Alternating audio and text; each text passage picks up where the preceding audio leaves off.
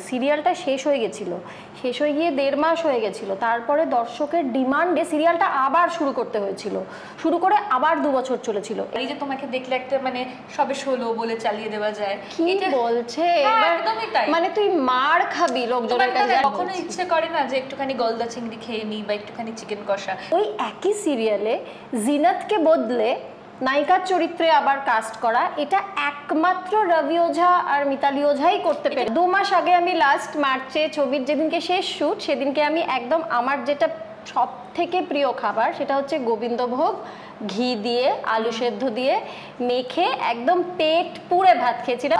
তখন কিন্তু চিঠির ব্যাপার ছিল একটা, সেটা একটা দারুণ মানে হ্যান্ড টু হ্যান্ড ব্যাপার। তো একটা লোকের মনে হয় ডায়েট মানেই না খুব খারাপ খেতে, না তা নয়, আমার কনসিয়াস ডিসিশন এটা নয়। তবে এইটুকু আমি বলতে পারি যে আমি যদি সম্পূর্ণভাবে মানে বড় পর্দায় ভীষণভাবে রেগুলার বেসিসে কাজ করতাম, তাহলেও আমি টেলিভিশন বন্ধ করতাম না।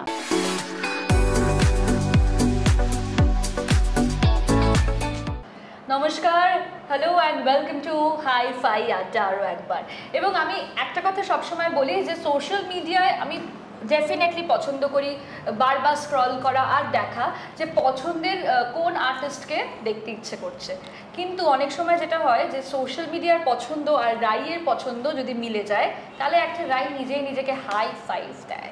এবং আজকে যেটা হয়েছে, আমার ভীষণ পছন্দের একজন আর অফকোর্স তোমাদের সবার পছন্দের একজন মিলে গেছে। আমার সঙ্গে রয়েছে হাই-ফাই আড্ডায় দেবলীনা দত্ত। এরকম সুর করে করে তোমার কেউ কখন ইন্ট্রোডাকশন দিয়েছে সুরে সুরে? তোর মতো করে আমার ইন্ট্রোডাকশন কেউ দেয় না, রাই আমাকে গ্লোবাল স্টার বানিয়ে দেয় যখন ইন্টারভিউ নেয় আমার। না অ্যাকচুয়ালি কি বলো তো, আজকে আমার ইন্টারভিউতে, তোমার ইন্টারভিউটা যখন আমি নেবো ভেবেছি, আমি কিছু কিছু জিনিস ভেবে এসেছি যে প্রশ্নগুলোই আমি তোমাকে করব। Having said that, no personal question at all, কারণ আমরা মানে জনগণ আর জানতে চায় না। মানে বিশ্বাস কর রাই, আমার যেটুকু, আমার তো একটা বাউন্ডারি আছে, এত অবধি আমি দর্শক আমাদেরকে ভালোবাসেন বলে আমি বলি, আর বাকিটা বলি না। এবার সেটা নিয়ে না যা যা বলার আছে আমার সব বলা হয়ে গেছে, দর্শকের সব জানা হয়ে গেছে। তা সত্ত্বেও প্রশ্ন করা বন্ধ হয় না। আমি মুভ অন করে গেছি, আমি ভাবি যারা আমার ইন্টারভিউ নেয় তারা কবে মুভ অন করবে। মানে থ্যাংক গড তুই মুভ অন করে গেছিস, তুই ভাগ্যিস মুভ অন করে গেছিস, থ্যাংক ইউ। কারণ যেটা হয়, উনি মানে 1 থেকে 5 অবধি বলে, আর উনি ভাবেন যে 5 থেকে 10 অবধি আমি বলবো না। বাট এখনকার দিনে ব্যক্তিগত স্তরে আক্রমণটা এতটা বেশি যে 5 থেকে 50 অবধি মানুষ ঢুকে যায়, তাই জন্য আমি ওইখানে যাচ্ছি না। সেটা তো একটা একদম ঠিক কথা বলেছিস। আবার 1 থেকে 5 অবধি যেটা আমি বলি সেটা বারবার বারবার বারবার মানে অ্যাটলিস্ট একজন মুভ অন করেছে আমার সাথেও। আমি থ্যাংক ইউ। হ্যাঁ আচ্ছা, এবার একটা কথা বলো যে তোমার কাছে আমার প্রশ্ন, এই যে এক আকাশের নিচেতে আমরা তোমাকে দেখতাম এবং সবসময় তোমাকে নন্দিনীর ক্যারেক্টারটা নিয়ে প্রচুর প্রশ্ন আসে, কেউ ভুলে না। হ্যাঁ, তুমি একটা কথা বলে, এই প্রশ্নটা আমার তোমার কাছে খুব আছে যে আমরা তো নন্দিনীর চরিত্রতে অদিতিকে দেখতাম আগে, অদিতি চ্যাটার্জি, এবং সাংঘাতিক অ্যাকসেপ্টেন্স ছিল দর্শকের অদিতিকে। এবং অদিতি একরকম সুন্দর, দেবলীনা দত্ত একরকম সুন্দর, দুজনের দুরকম স্টাইল আছে। তো আমাকে একটা কথা বলো, যখন তুমি অদিতির চরিত্রটা প্রথম করার পেলে, আমি যত খুব না ভুল করি জিনাত বলে আরেকটা ক্যারেক্টার অলরেডি তুমি করতে, এগুলো আগেকার দিনের সিরিয়ালে বোধহয় বেশি করে হতো। এখন আমরা এরকম অতটা দেখি না যে একটা ক্যারেক্টার কেউ করছে তাকেই রিপ্লেস করে আরেকটা। আগেকার দিনের সিরিয়ালেও হতো না, মানে এটা হয় একমাত্র এক আকাশের নিচেতে হয়েছে। এটা কি করে হলো হঠাৎ করে? একমাত্র এক আকাশের নিচেতে হয়েছে।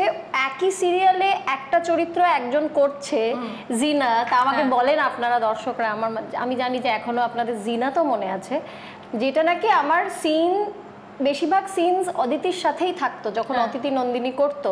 ওই একই সিরিয়ালে জিনাতকে বদলে নায়িকার চরিত্রে আবার কাস্ট করা, এটা একমাত্র রবি ওঝা আর মিতালি ওঝাই করতে পেরেছিল।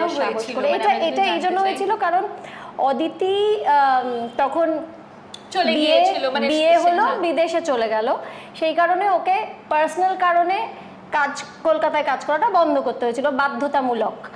এবং তখন ওদের রিপ্লেস করতে হলো, কারণ এক আকাশের নিচে এত পপুলার একটা সিরিয়াল যে দর্শকের বন্ধ তো করা যাবে না, মানে আমাদের এক আকাশে আরেকটা জিনিসও হয়েছে মাঝখানে, ছোট্ট করে বলে দিই, সিরিয়ালটা শেষ হয়ে গেছিল, শেষ হয়ে গিয়ে 1.5 মাস হয়ে গেছিল, তারপরে দর্শকের ডিমান্ডে সিরিয়ালটা আবার শুরু করতে হয়েছিল, শুরু করে আবার 2 বছর চলেছিল, এটাও এক আকাশের ক্ষেত্রে হয়েছিল আর কি। তো তখন রিপ্লেস করার একটা ঘটনা হলো, তখন না বহুজনকে ডাকা হচ্ছে, অডিশন নেওয়া হচ্ছে, কথাবার্তা বলা হচ্ছে, এগুলো আমি শুনছিলাম, আমার কানে আসছিল। আর আমি ছিলাম অদিতির অন্ধ ভক্ত যাকে বলে। ঘটনাচক্রে পরবর্তীকালে অদিতি আমার পরম বন্ধু, এখন আমার ভীষণ কাছের বন্ধু। আমি ছিলাম অদিতির অন্ধ ভক্ত। আমি সবার আগে ভেবেছিলাম যে অদিতিকে রিপ্লেস এটা কি করে অ্যাকসেপ্টেবল হবে, আমি ভেবেছিলাম অ্যাজ আ দর্শক যে কি করে সম্ভব। কিন্তু মনে মনে খুব এটা মনেও হতো যে নন্দিনীর মতন একটা চরিত্র যদি কখনো করতে পারতাম। আমি সত্যি বলছি, ল অফ অ্যাট্রাকশনে আমি কেন বিশ্বাস করি, তুই জানিস, তোর সাথে আমার ব্যক্তিগতভাবে কথা হয় এটা নিয়ে। আমি না আয়নার সামনে দাঁড়িয়ে, আমার যেহেতু লম্বা চুল ছিল, হাঁটুর নিচ অব্দি চুল ছিল, এবং নন্দিনীরও তাই ছিল, আমি আয়নার সামনে দাঁড়িয়ে টিপ পরে, শাড়ি পরে, চুলটা খুলে নন্দিনীর মতো করে বিহেভ করতাম। আমার চরিত্রটাকে এত পছন্দ ছিল অভিনেত্রী হিসেবে, আমি ওটা করতাম, এমনি করতাম অজান্তে, যে আমি যেন নন্দিনী। আমার একটা সিন খুব পছন্দ হলো, আমি হলে কেমন করে করতাম। আমার কাছে অফারটা চলে এলো, একটা অবাস্তব ঘটনা ঘটলো যে ওই সিরিয়ালেই আমি জিনাত করি, এবং আমার কাছে অফারটা এলো যেদিন রবি আমাকে ডেকে পাঠিয়েছেন, ওনার প্রোডাকশন ম্যানেজারকে দিয়ে ডেকে পাঠিয়েছিলেন। আমি আর মা যাচ্ছি, মা বলছেন কি ব্যাপার বলতো, বাড়িতে ডেকে পাঠালো হঠাৎ, পার্ক স্ট্রিটের বাড়িতে। আমি মাকে বলেছিলাম, মা যেতে যেতে বলেছিলাম, মা এখনো মনে আছে, মা উনি আমাকে নন্দিনীর ক্যারেক্টারটা করার জন্য ডাকছেন। এটা কি তুমি গেস করেছিলে? জাস্ট আ গেস, কিন্তু আমি কেন করলাম, আমি ওই সিরিয়ালে তো অন্য চরিত্রও করি। আমার এমন একটা গাট ফিলিং কাজ করেছিল, আমি বলেছিলাম তুমি দেখো আমাকে নন্দিনীর ক্যারেক্টার করার জন্য। মা বলছে চুপ কর, বোকা বোকা কথা, তুই তো জিনাত করিস অলরেডি। কিন্তু আমার এই যে একটা স্বপ্ন দেখা নন্দিনীর চরিত্রটা নিয়ে, আবার পাশাপাশি এটাও ভাবছি যে অদিতিকে রিপ্লেস করা সম্ভবই না, কিন্তু আমার গাট ফিলিং কোথাও একটা, আমার পজিটিভিটি কোথাও একটা বলেছিল, যখন ও স্বেচ্ছায় ছেড়ে দিয়ে চলে গেল, তখন আমার গাট ফিলিং কোথাও একটা বলেছিল আমাকে ডাকছে। এবং তাই হলো, আমি গিয়ে শুনলাম, আমি এক কথায় হ্যাঁ বললাম, এবং তারপর আমার অডিশন হলো, অডিশনে আমি সিলেক্টেড হলাম। তারপরে মূল কারণটা ছিল আমার লম্বা চুল। আমি অদিতির কোড়ে আঙুলের নখের যোগ্য অভিনয়টা তখন পারতাম না, তো তা সত্ত্বেও, ফলে এক আকাশ আমার কাছে একটা ইনস্টিটিউশন ছিল, কারণ আমি অ্যাকসেপ্ট করতে পারছি না নিজেকে যেখানে ওই চরিত্রে, সেখানে কি করে রবি ডিরেক্টর, মিতালি রাইটার শাশ্বত যে আকাশের চরিত্র করছে, এবং দাশগুপ্ত পরিবারের প্রত্যেকে যে কি করে আমাকে এতটা আপন করে নিয়ে, গড়ে পিঠে মানুষ করে নিয়ে নন্দিনীতে পরিণত করেছিল। আমি এই পুরো টিমটার কাছে আজীবন কৃতজ্ঞ থাকবো। আমি যা কিছু সব আমি এক আকাশের জন্য এবং এক আকাশের টিমের জন্য। প্রথম 1.5 মাস আমাকে দর্শক সাংঘাতিকভাবে রিজেক্ট করেছিল। হ্যাঁ, আমি এটা একটু জানতে চাইছিলাম যে এখন তো দেখি যে অনেক সময় ইউটিউবের যুগে আবার পুরোনো সিরিয়ালগুলো দেখা যায়, তো আমি একটুখানি খুব কৌতূহল আমার এক আকাশের নিচে দেখার, কারণ আমি যখন স্কুলে তখন এক আকাশের নিচে দেখতাম, কিন্তু একদম শুরুর দিকে এপিসোডগুলো আমারও খুব একটা মনে নেই, তো দেখছিলাম, তো ওই যে একটা ট্রানজিশন অদিতির জায়গায় দেবলীনা, তো আমি দেখছিলাম অনেক নেগেটিভ কমেন্টস, কারণ তখন তো তোমাদের দেখার সেই সুযোগটা ছিল না, ইউটিউব ছিল না। তো তুমি যেটা বলছিলে 1.5 মাস লোকে, তো কিরম কমেন্ট তুমি শুনতে, যেটা তোমার তখন তো মানে দুঃখ লাগবে? হ্যাঁ, মানে এক আকাশ যখন আমি শুরু করেছি তখন মোবাইলও নেই আমার। হ্যাঁ, সেটাই বলছি। তো তখন কিন্তু চিঠির ব্যাপার ছিল একটা, সেটা একটা দারুণ, মানে হ্যান্ড টু হ্যান্ড ব্যাপার, তো একটা মানুষ লিখছেন, লিখে পাঠাচ্ছেন, তখন অ্যাড্রেস থাকতো চিঠি পাঠানোর, আমাদের বাড়িতেও চিঠি আসতো তখন। তো চিঠিতে শুধু নেগেটিভ আসতো তখন, মানে রবি ওঝারাও, মানে সিরিয়ালের সম্পর্কে একটা চিঠি দেওয়ারও একটা অ্যাড্রেস থাকতো, যেটা দেওয়া হতো চ্যানেলের তরফ থেকে, যেখানে মানুষের মতামত, এখন তো সোশ্যাল মিডিয়ার মতো জানা যায় না, ওইটা জানার জন্য থাকতো। তো সেখানে শুধুই নেগেটিভ কমেন্টস আসতো যে আমরা অদিতির জায়গায় কাউকেই অ্যাকসেপ্ট করতে পারবো না, আমরা নন্দিনী হিসেবে যাকে চিনি তাকেই চিনি, আমাদের পুরনো নন্দিনীকেই চাই। পুরো পশ্চিমবঙ্গ রিজেক্ট করেছিল, এবং স্বাভাবিকভাবেই এখনকার বর্তমান আমি আর তখনকার আমি অনেক বছর আগেকার অনেক তফাৎ। এখন আমি যেরকম মনের জোর আমার যেরকম, তার চুনোপুটিও তখন ছিল না। তখন আমি সেটা নিয়ে খুবই ভেঙে পড়েছিলাম, রাত জাগতাম, মাঝরাত্রে রবিকে ফোন করতাম, করে আমি রবি বলছি এই কারণে অনেকেই হয়তো ভাববেন এত সিনিয়রকে আমি রবি দা বা রবি জি বা রবি স্যার কেন বলছি না, কারণ রবি এটা আমাদের প্রথম দিন ফ্লোরে ঢুকে, হ্যাঁ হ্যাঁ প্রথম দিনই ফ্লোরে ঢুকে রবি এটা আমাদেরকে বলে দিয়েছিল যে আমাকে তোমরা রবি বলেই ডাকবে। উনি তো মুম্বাইতে কাজ করে, শাহরুখ খানের সাথে কাজ করে, বিরাট বিরাট ভালো ভালো ছবি করে, কভি হা কভি না করে, তারপর এখানে এসেছিলেন, উনি ওটাতেই কমফোর্টেবল ছিলেন, তাই উনি বলেছিলেন আমাকে তোমরা রবি বলে ডাকবে। তো ওইটা অভ্যেস হয়ে গেছে আর কি আমাদের, কিন্তু রেসপেক্ট ভাবাই যায় না কি কোথায় যে ওনাকে রাখি, কোন জায়গায় জীবনে। তো এবং মিতালি প্রথম আমার নামটা সাজেস্ট করেছিল, রবির স্ত্রী এবং এক আকাশের স্টোরি অ্যান্ড স্ক্রিপ্ট রাইটার, এবং রিঙ্কুদি আরেকজন স্ক্রিপ্ট রাইটার। তো আমি মাঝরাত্রে রবিকে ফোন করতাম, করে বলতাম যে কিছু একটা করো, বন্ধ করে দাও, মানে আমাকে আবার রিপ্লেস করে দাও।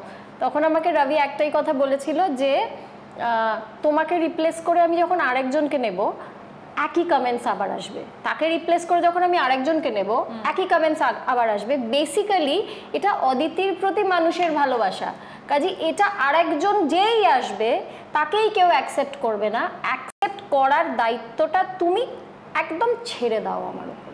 মনে করো এখানে আমি, মিতালি, আমাদের টিম, আমরা হচ্ছি তোমার গার্জেন, আমাদের ওপর ছেড়ে দাও, তুমি নিশ্চিন্তে ঘুমো, তোমার কোনো দায় নেই, এটা আমাকে রবি বলেছিল।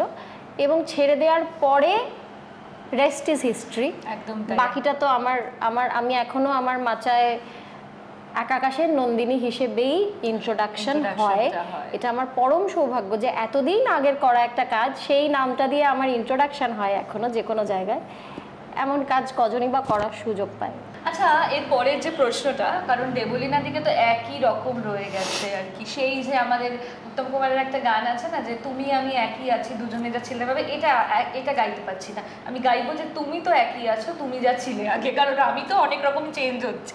আচ্ছা, তুমি একটা কথা বলো যে তোমার এই যে একটা নিজেকে মেনটেন করার ব্যাপারই, যে তোমাকে দেখলে একটা মানে সবে 16 বলে চালিয়ে দেওয়া যায়, কি বলছে একদমই তাই, মানে তুই মার খাবি লোকজনের কাছে, জানিস তো আমাকে 16 মার খাবি, এই কারণে মার খাবো না। কিন্তু তুমি আমাকে একটা বলো যে তুমি কি সাংঘাতিক ডায়েট করো? আমি ভীষণ হেলদি একটা ডায়েট করি, কিন্তু ভীষণ স্ট্রিক্টলি করি, এবং আমি ভীষণ ডিসিপ্লিনড একটা লাইফ লিড করি। আমার এটা বিশ্বাস। পেট পুরে ভাত খেয়েছিলে মনে আছে? ডায়েরিতে খাতা লেখা আছে পেট পুরে? হ্যাঁ, আমার না, কিন্তু লিখে রাখার মতো, কারণ আমি পেট পুরে ভাত শেষ খেয়েছি আমার মনে আছে। আমি একটা ছবি শ্যুট করছিলাম, আউটডোর শ্যুট, সেটা কোন মাসে হলো, সেটা প্রায় মার্চে হয়েছে। ছবি শ্যুটটা মার্চে হয়েছে, এবং সেই ছবির শ্যুটের শেষ দিন, যেদিনকে শ্যুটটা শেষ হচ্ছে, সেদিন আমি জানি না মার্চ মানে এই 2 মাস আগের মার্চ। হ্যাঁ, 2 মাস আগের মার্চ। ঠিক আছে, অতটাও না, ভাবলাম যে 1 বছর আগের মার্চ। না না না না না না, 2 মাস আগে আমি লাস্ট মার্চে ছবির যেদিনকে শেষ শ্যুট, সেদিনকে আমি একদম আমার যেটা সব থেকে প্রিয় খাবার সেটা হচ্ছে গোবিন্দভোগ, ঘি দিয়ে আলু সেদ্ধ দিয়ে মেখে একদম পেট পুরে ভাত খেয়েছিলাম। সেদিন ছিল শেষ দিন শুটে, ফলে আমি সেদিন চিট করলাম না। আজকেও আমি চিট করছি। তুমি চিট করবে? আমার সাধারণত যেদিনকে ইন্টারভিউগুলো থাকে কফি শপেই থাকে, তো আমি সেদিনকে একটু চিট করে নিই, একটুখানি করে। কিন্তু না, আমি এক বেলা চিট করি, একটা গোটা দিন নয়, তাহলে আবার গন্ডগোল হয়ে যায়। আচ্ছা, তুমি যে ভেজ খাও, আমরা তো জানি, আমি ভেজিটেরিয়ান। হ্যাঁ, তো ভেজিটেরিয়ান কি তুমি বরাবরই না রিসেন্টলি? না না না, আমি বরাবর ভেজিটেরিয়ান নই। আমি ভেজিটেরিয়ান হয়েছি 7 বছর হয়ে গেল আমি ভেজিটেরিয়ান। কখনো ইচ্ছে করে না যে একটুখানি গলদা চিংড়ি খেয়ে নিই বা একটুখানি চিকেন কষা? এটা কি মানে ডেলিবারেটলি খাও? না না, আমার ইচ্ছেই করে না খেতে। আমার ভেজিটেরিয়ান হয়ে যাওয়ার কারণটা হচ্ছে ওভারনাইট হয়েছি, মানে একদিন রাত্রে মনে হয়েছে, পরের দিন সকালবেলা হয়ে গেছি। কারণ হচ্ছে আমার ইচ্ছেটাই চলে গেল হঠাৎ আমিষ খাওয়ার, একেবারে কোনো ক্রেভিংও নেই, কিছুই নেই, ইচ্ছেই করে না আমিষ খেতে।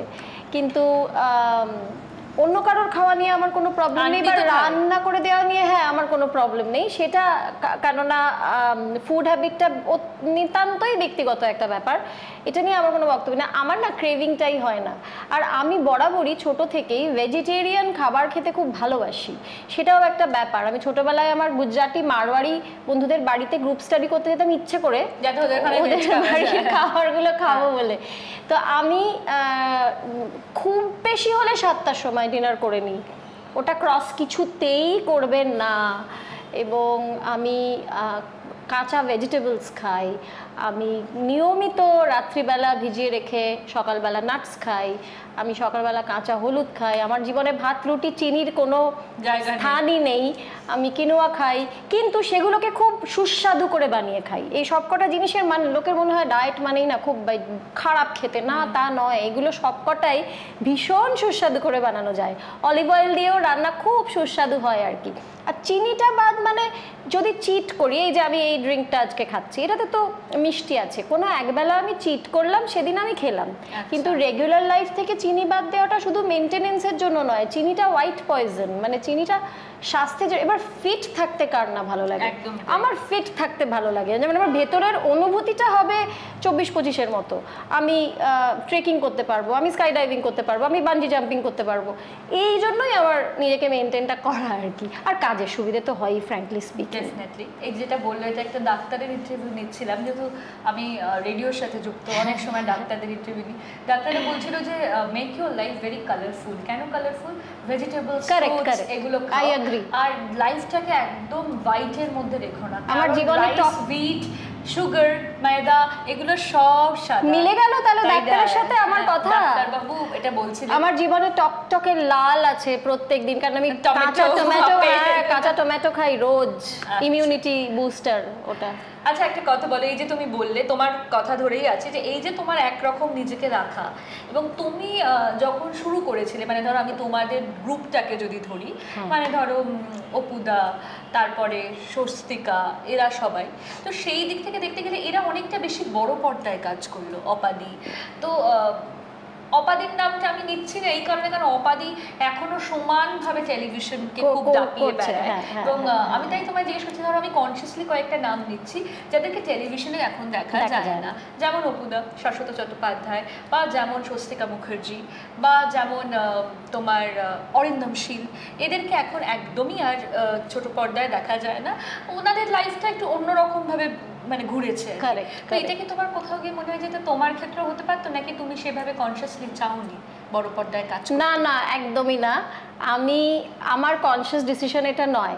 তবে এইটুকু আমি বলতে পারি যে আমি যদি সম্পূর্ণভাবে মানে বড় পর্দায় ভীষণভাবে রেগুলার বেসিসে কাজ করতাম, তাহলেও আমি টেলিভিশন বন্ধ করতাম না, মানে আমি টেলিভিশন ছেড়ে দিলাম বা দূরে সরে এলাম, এটা আমি করতাম না। সময়ের অভাবে হয়তো কম হতো, কিন্তু টেলিভিশন আমাকে সব দিয়েছে। আজকে আমি এখানে বসে আছি ডিউ টু টেলিভিশন। তো টেলিভিশনের প্রতি আমার ভালোবাসা আছে এবং আমি যুক্ত থাকতাম চিরকালই। তবে বড় পর্দায় আমি কম কাজ কেন করি, এই প্রশ্নটা যেরকম তুই আমাকে করলি, সেরকম আমি এই প্রশ্নটা ছুড়ে দেবো প্রযোজক এবং পরিচালকদের দিকে। তার কারণ আমার ধারণা বড় পর্দার প্রযোজক এবং পরিচালকরা আমাকে খুব একটা পছন্দ করেন না, কারণ আমার কাছে অফারই আসে কম। অফার আসে, আমার মনে হয় যে নিজের পিআর কম, তাই মানে একটু বেশি পার্টিতে যদি দেবলীনাকে দেখা যেত বা একটু বেশি সোশ্যালাইজ করতে যদি দেখা যেত, তাহলে কি কাজটা বেশি আসতো বলে মনে হয়? আমার মনে হয় আমি যথেষ্ট সোশ্যাল, পিআর আমার খুব একটা ভালো না, কিন্তু যদি সোশ্যালাইজেশনের কথা বলিস, আমি কিন্তু যথেষ্ট সোশ্যাল। মানে আমার কোথাও নিমন্ত্রণ আছে আমি গেলাম না, এটা খুব কম হয়েছে।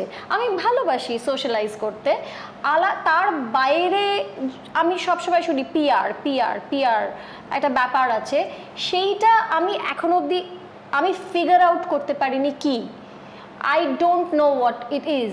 মানে যেরকম অনেকেই আমাকে অনেক নতুনরা জিজ্ঞেস করে জানিস যে দেবুদি আমি অমুক প্রযোজক বা পরিচালকের সাথে দেখা হলো, আমাকে কথা বলার শেষে ওনারা বললেন যে কিপ ইন টাচ। কিভাবে কিপ ইন টাচ করবো দেবুদি, আমাকে একটু বলে দাও। ওই গুড মর্নিং, গুড আফটারনুন, এইটা আমি উত্তরটা ওদের কোনোদিন দিতে পারিনি, কারণ আমি নিজেও কোনোদিন হঠাৎ করে একদিন good morning, good afternoon, how are you, hi, কেমন, এটা আমি খারাপ বলছি না করলে, কিন্তু করলে হয়তো ভালো, হয়তো মাথায় থাকে না। ওটা যারা রেগুলারলি করছেন তাদের কথা হয়তো মনে পড়ে যায় অনেকটা ভিড়ের মধ্যে, কিন্তু আমি নিজেও খুব একটা ভালো না এই ব্যাপারে।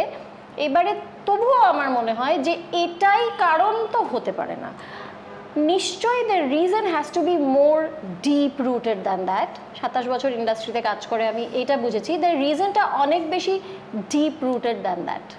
এত সিম্পল নয় রিজনটা। আচ্ছা, তোমার সমসাময়িক যারা, তাদের অনেকের ইন্টারভিউ আমি করেছি, যদিও আমি নামটা এখন দিচ্ছি না, আমি অফ স্ক্রিন তোমাকে নামটা বলবো, যে তোমাদের মতো অনেকেই যারা এখনো ভীষণ সুন্দরী, ভীষণ ওয়েল মেনটেন, অসাধারণ অভিনয় করেন, তারা অনেকেই বলেছে যে পলিটিক্স একটা বড় কারণ কাজ না পাওয়ার জন্য। এবং মানে যারা পলিটিক্সে রয়েছেন, মানে না, মানে বলছেন যে পলিটিক্স মানে আমি রাজনীতি বলতে চাইছি সেই অর্থে যে হয়তো যেখানে উনি বড় পর্দায় ছবি করতে গেছে, বলছে যে পরিচালকের স্ত্রী বেশি চান্স পেয়েছে, আমি সেখানে খুব একটা পাইনি। আমি ইন্ডাস্ট্রি রাজনীতির কথা বলছি, কাউচের কথা বলছি, লবি বা রাজনীতি, এগুলো কি তুমি কখনো ফেস করেছো, কখনো সহ্য করেছো? লবি ইন্ডাস্ট্রিতে আছে, এই গোটা পৃথিবীতে এমন কোনো ইন্ডাস্ট্রি নেই যেখানে লবি নেই। হলিউডেও ফেস করেছো? আমি বারংবার ফেস করেছি। হলিউডেও লবি আছে, বলিউডেও লবি আছে, টলিউডটা তো আমরা মক করে বলি, আসলে টলিউড তো অ্যাকচুয়ালি সাউথের ইন্ডাস্ট্রিকে বলা হয়, কাজে আমি টলিউড বললাম না। মানে টালিগঞ্জেও লবি আছে, বাংলা ইন্ডাস্ট্রিতেও ভরপুর আছে, এবং আমি বারংবার ফেস করেছি লবি, যেখানে আমি এটা আগেও বলেছি খুব ওপেনলি, কারণ ফেস যখন করেছি আমার দ্বিধাবোধ কেন থাকবে বলতে আর কি। আমাকে কাস্ট করা হয়েছে, আমার কস্টিউমের মাপ নিয়ে নেওয়া হয়েছে, তারপরেও শ্যুট ডেট এগিয়ে আসছে, আমি দেখছি আমার সাথে কেউ যোগাযোগ করছে না, তারপরে আমি জানতে পেরেছি যে অন্য কেউ কাজটা করছে, কিন্তু সেটা আমাকে জানানোও হয়নি। এবার যথাযথ কারণে কিন্তু কাস্টিং বদলাতে পারে, সেটা আবার আমাদের ইন্ডাস্ট্রিতে খুব হয়। স্ক্রিপ্টের ডেভেলপমেন্টটা এমনভাবে হলো যে মনে হলো অন্য কেউ করলে বেটার হবে, তখন খুব খোলাখুলি আলোচনা করা হয় যে না, আমরা না তোমাকে এটাতে কাস্ট করছি না, কেননা ওকে বেটার। যখন কেউ যোগাযোগ করে না, চুপ করে থাকে, ফোন করলে ফোন ধরে না, তারপরে হঠাৎ করে জানা যায়, এবং তারপরে দেখতে পাওয়া যায় যে আমার বদলে চরিত্রটি করছে তার সঙ্গে কোনো একটা যোগাযোগ রয়েছে, নয় প্রোডাকশন হাউসের, নয় পরিচালকের, তখন ছবিটা পরিষ্কার হয়ে যায় যে এটা নিশ্চিতভাবেই লবি। এরকমও হয়েছে আমার কাছ থেকে একটি চরিত্র শেষ মুহূর্তে গিয়ে অন্য কারোর কাছে গেছে, এবং ঘটনাচক্রে পরিচালক হয়তো পরে ঢুকেছেন কাজটিতে, পরিচালক জানেন না যে এটা আমার কাছ থেকে তার কাছে গেছে, পরিচালক পরে আমাকে ফোন করেছে তারই ডাবিং করার জন্য। মানে সে এত খারাপ বাংলা বলেছে যে তার ডাবিং করার প্রয়োজন হয়েছে, পরিচালক আমার কাছেই এসেছে তার ডাবিং করে দেওয়ার জন্য।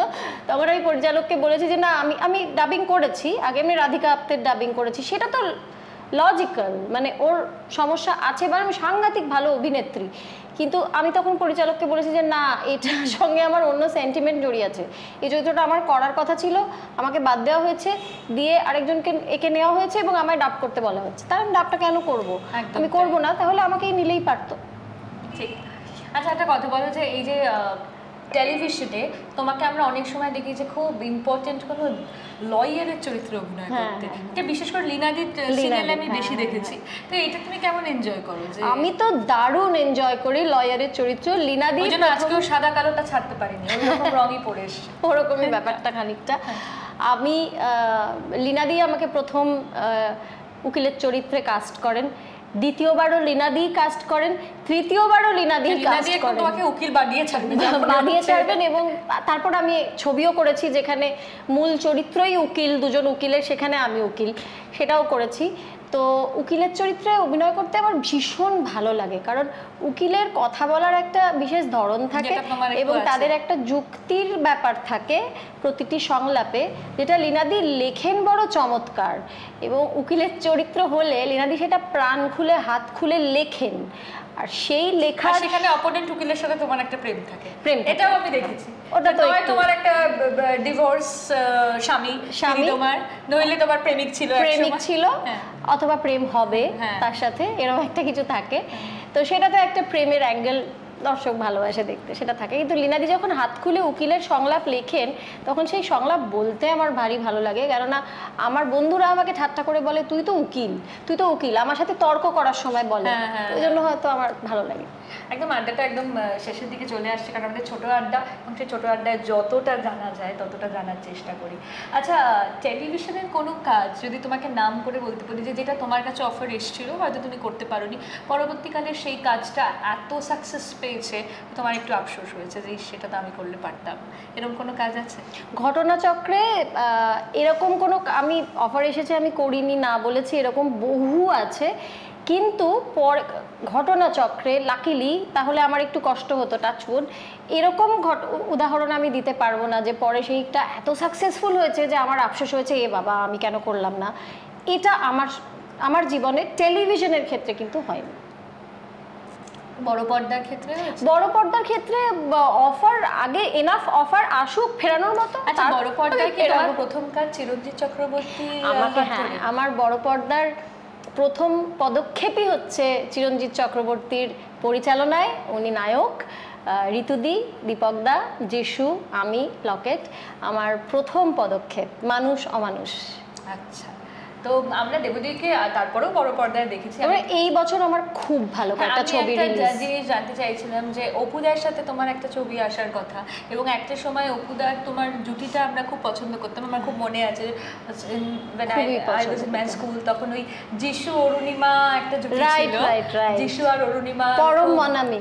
হ্যাঁ, পরম মনামি, রাইট, যিশু অরুণিমা আর শাশ্বত দেবলীনা। আমি তো ভাবতাম তোমরা হাজবেন্ড ওয়াইফ, অনেকেই ভাবতো, এবং আমি খুব দুঃখ পেয়েছিলাম যখন আমি জেনেছিলাম যে অপুদা একটা অন্য খুব সুন্দরী বউ আছে। ওর বিয়ে হয়ে যাবার কেন ওরা কেন বর বউ নয়? ওর বিয়ে হয়ে যাবার পর আনন্দলোকে আমার আর অপুর হানিমুনের নিউজ বেরিয়েছিল। ওটা আসলে ওদের হানিমুনের খবর, শুধু বউয়ের নামটা পাল্টে, মহুয়ার নামটা পাল্টে আমার নামটা ঢুকে দেওয়া হয়েছিল। পড়েছিল সেই হ্যাঁ, আমরাই তো হাসি ঠাট্টা করতাম এই নিয়ে। এবং মজার কথা হচ্ছে এক আকাশের গুণটা দেখ কিরকম। আমার আগে কিন্তু অদিতিকে অপুর বউ ভাবা হতো, মানে যে একটা অপুদার সাথে পাঠ করেছে সেই বউ, মানে আকাশ নন্দিনী পেয়ারটাতেই হাজবেন্ড এতটাই বিশ্বাসযোগ্য ছিল সবাই। আড্ডাটা একদম শেষের মুখে আমরা চলে এসেছি। দেবদী খুব ভালো গান গায়, তাই আমরা আড্ডাটা একটু গানে গানে শেষ করতে চাই। আবার গান? কেন, তুমি কি শুরুতে একটা উদ্বোধনী সঙ্গীত দিয়ে শুরু করেছো? আমাকে কেউ গান গাওয়ায় না রাই ছাড়া। হ্যাঁ, আমি অনেক কিছুই তোমার সাথে করি যেটা আমি অন্য কারোর সাথে করি না, তো তুমি গাও। তোমার বন্ধু এটা বলে দে যে আমার আর শাশ্বতর কোন ছবিটা। হ্যাঁ, ওটা আমি ভাবলাম যে আমি অ্যালাউড কিনা বলতে, তোমার দিকে তাকিয়েছিলাম। না, হ্যাঁ, আমরা বলতে পারি এখন। ভানু বন্দ্যোপাধ্যায়ের একটা ছবি আসছে, মানে যে ছবিতে ওনার জীবনী আর কি, ওনার চরিত্রতে আমরা অভিনয় করতে দেখবো শাশ্বত চট্টোপাধ্যায়, জমালয় জীবন্ত ভানু, জীবন্ত ভানু, এবং ওনার স্ত্রীর চরিত্রে আমরা দেবলীনা দত্ত। ওটা রিলিজের আগে কিন্তু রাহুল আর আমার আরেকটা ছবি আসছে যেটা ওদের একটা নামটা পরিবর্তন হয়ে গল্পের ছবি নাম হয়েছে। এটা আমাদের গল্প যে হাউসের, সেই হাউসের তরফ থেকে। মানে ওরা কি গল্প কথাটা বোধহয় শুভঙ্কর ছাড়তে পারছে না। আমার সেটাই, গল্প ওয়ার্ডটা সুপারস্টিশিয়াস হয়ে গেছে আমার মনে হয়। সেটা রিলিজ, তারপরে ত্রিভুজ রিলিজ, এগুলো সবকটাই তার আগে রিলিজ হয়ে যাচ্ছে অ্যাকচুয়ালি। ওকে, তো আমরা একটু গানে গানে শেষ করি। এক আকাশের নিচে আরো মাঝখানে অনেকগুলো সিরিয়ালের গল্প, সিনেমার গল্প, সবকিছু মিলিয়ে দেবলীনা কেমন, কিভাবে এখনো এভাবে মেনটেন করেছে, সবকিছু চেষ্টা করেছে ছুঁয়ে ছুঁয়ে যাওয়ার। দেবলীনা কেমন রান্না করে তো এখানে দেখাতে পারবো না, খুব ভালো রান্না করি, ভালো রান্না করে শুনেছি, কিন্তু দেবলীনা কেমন গান করে সেটা শুনতে পারবো। হ্যাঁ, রাইয়ের সাথে ইন্টারভিউয়ের অভিজ্ঞতা আমাকে বলছে যে ও আমাকে ছাড়বে না আমি গান না গাইলে, না আছড় বান্দা, তাই জন্য আমাকে গাইতেই হবে। গাও না, ভালো গাও তো।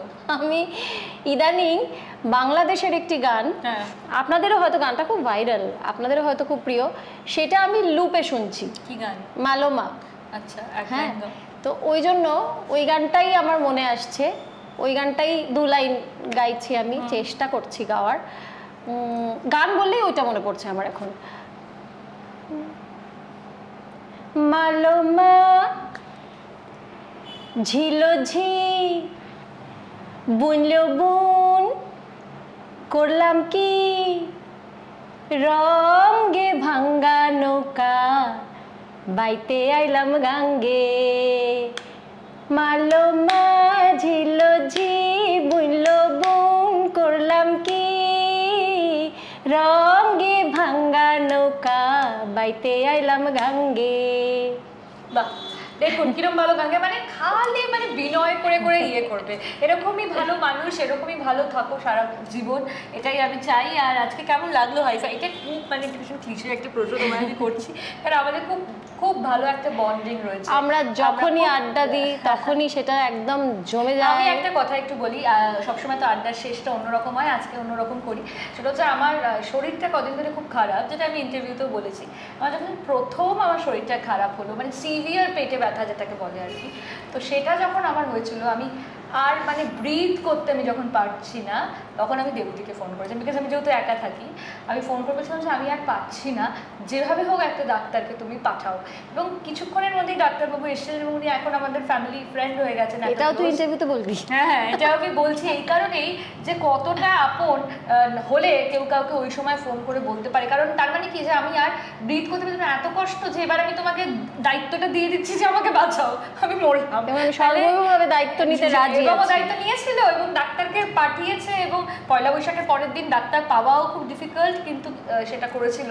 তাহলেই বুঝুন যে কতটা স্ট্রং। ঘটনাচক্রে এমন কিছু ডাক্তারও রয়েছেন যারা রিকোয়েস্ট করলে এমন দিনেও চলে যান। এবং দেবতী তাকে বলেছিল যে আমি ওর লোকাল গার্জেন, আপনি যান, আমি বলছি আপনাকে যেতে হবে, আপনি যান। তো এটা ভীষণ কতটা আপন হলে এটা করে। তো কেমন লাগলো হাইফাই আড্ডা? যেমন আমাদের আড্ডা সবসময় জমে যায় তেমনই জমে গেছে। এমনি তো সবসময় হয়, আজকে একটু হাইফাই হলো আর কি, একটু হাইফাই হলো। এবং রাইয়ের আড্ডা বলেই আমাকে মনে মনে, আমি আসলে চুপি চুপি এবার বলতে মনে মনে ভেবেই এসেছিলাম যে রাই আমাকে নিঘাত গান গাওয়াবে, তাহলে প্র্যাকটিস করে এসেছিলাম গানটা। দেখেছেন কি সিম্বাজ বাবা। তবে হাইফাই আড্ডা আপনারা সবাই দেখবেন, ফেসবুকে যারা দেখছেন দেখতে থাকুন, ইউটিউবে দেখছেন দেখতে থাকুন, টেলিভিশনে দেখছেন দেখতে থাকুন। তবে ফেসবুক আর ইউটিউবের লিঙ্কটা ডেফিনেটলি শেয়ার করবেন, আমাকে জানাবেন যে আর কাকে কাকে হাইফাই আড্ডায় দেখতে ইচ্ছে করছে। High five.